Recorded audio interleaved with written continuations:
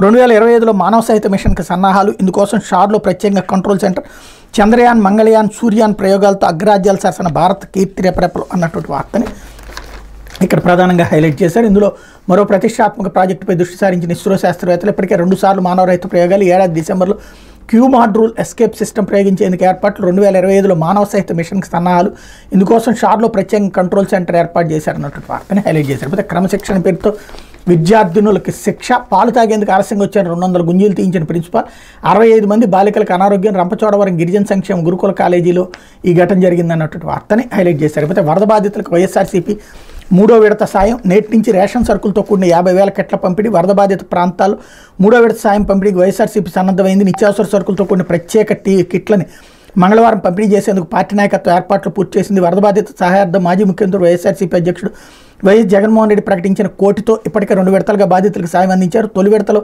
1,00,000 పాల ప్యాకెట్లు, 2 లక్షల వాటర్ బాటిళ్లు, రెండో విడతలో 75,000 పాల ప్యాకెట్లు, 1,00,000 వాటర్ బాటిళ్లు పార్టీ తరపున పంపిణీ చేశారు. మరొకవైపు వరద బాధితుల సహాయక చర్యల కోసం పార్టీ ఎంపీలు, ఎమ్మెల్యేలు 1 నెల జీతాన్ని వితరణగా ఇప్పటికే అందించారు. ప్రస్తుతం 3వ దశలో మంగళవారం నుంచి నిత్యావసర సరుకులతో కూడిన 50,000 స్పెషల్ ప్యాకెట్లు వరద ప్రాంతాలు అందించబోతున్నారు. మంగళవారం 30,000 కుటుంబాలకు, బుధవారం మరో 20,000 కుటుంబాలకు ఈ కిట్లు పంపిణీ చేయనున్నారు.